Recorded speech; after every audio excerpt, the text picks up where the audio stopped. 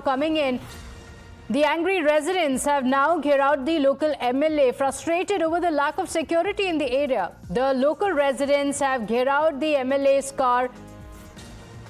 Let's play out the visuals as well that are coming in of the local residents who have been angered by what has happened. They say that there was no additional security that had been provided despite the protest call that had been given. They say that Hindu families are being targeted, and this was not a Waqf protest. This was much more than that. This was a riot that was taking place, and they were being targeted. The families, the angry families, residents of the area have now confronted the MLA, and in fact it has also led to a confrontation with the police officials as well as the local residents. A big confrontation is currently underway with the local residents saying enough is enough.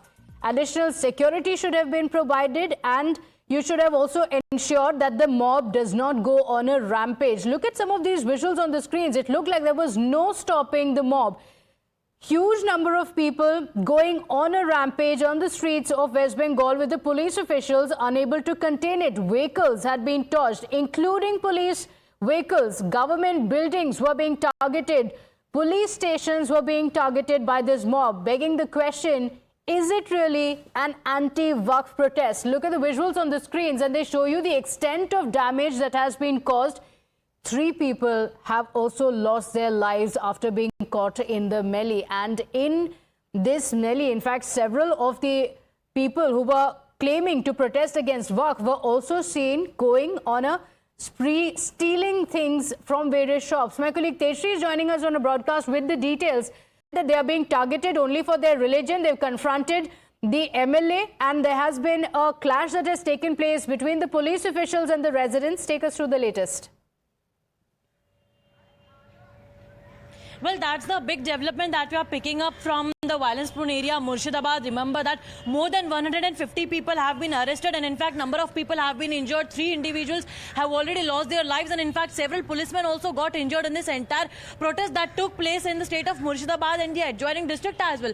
But now we are also getting to know is that the residents of that particular area, they have in fact get out the residence of the local leader of that particular district, of that particular area, and in fact now the security forces have also been deployed over there. Remember that earlier it was only state police, state security who was looking after the law and order situation in the Murshidabad district, but now the central forces have also stepped in, because remember that the leader of opposition Shubhendu Adhikari had in fact filed a petition in the High Court mentioning that the central forces should be deployed to control the law and order situation, because the situation was very much critical, the situation was very sensitive. That is why now central forces, the forces have been deployed by central. Now we'll have to see that how the situation comes back to the normal. But again, the violence have severely impacted the lives of the residents over there, and now residents are also on the road because they feel that they are unsafe. And in fact, the kind of violence that have taken place, we have seen that the ambulances were also in fact vandalized. The ambulances were also set ablaze.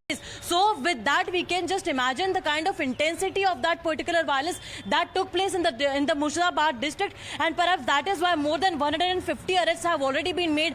But what about those innocent lives who have been but what about those innocent individuals who lost their lives? Not only those individuals, but those people whose houses were set ablaze, whose property was vandalized. Now we'll have to see that what action will be taken. However, the political blame game is certainly underway. The BJP is saying that it is a state sponsored conspiracy, but on the other hand, in fact, the Mamata government is saying that it has nothing to do with the conspiracy, but BJP wants to destabilize the TMC government in the state of West Bengal, and that is why they are provoking violence. The protest was going on regarding the protest was an anti-Waqf protest that was being carried out in several parts of West Bengal. Remember that it was Mamata Banerjee, the Chief Minister of West Bengal, who had clearly stated that no matter what Waqf Act will be implemented in the national capital, but it will not be implemented in the state of West Bengal. This was the assurance that she gave to the people of West Bengal. But in fact, as of now, the TMC leaders are, in fact, when we spoke to them, they are also saying that yes, the violence did take place, but as of now, there's no surety so as to what incited the violence. What should these people do? These are victims of the violence that broke out because the state police could do nothing. Should they leave their homes and flee from their homes just because the police officials are not able to ensure security? That's the big question that these families are facing. In fact, Pooja also gets us a report from the ground on what the situation is like and what unfolded as the violence broke out. The police officials were unable to help. The families were left at their own mercy. Times Now is on the ground in Murshidabad, highlighting the plight of Hindu families who came under attack after Friday prayers. We've seen how the family members of Hindus were attacked, their homes were attacked, their shops were attacked, and now we're seeing how the Hindu families are now escaping. They are fleeing. They have no other option but to flee and to go to safer locations. You see, there are people here who are now taking their children, and with only a few bags and only a few clothing items, they have been forced to vacate their houses and go to a safer place.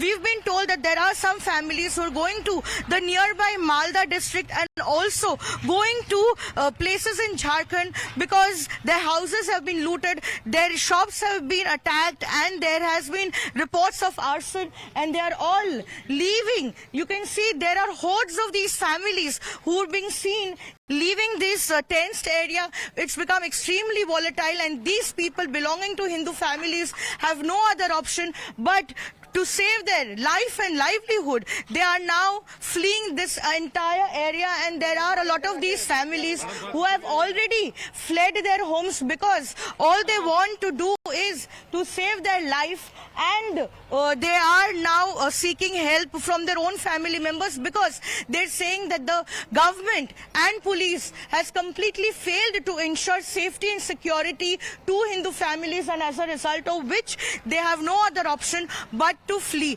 You can see there are more families here who can be seen packing their bags, and they are leaving this tensed area and they are going to safer locations. They're seeking help from their own people because the government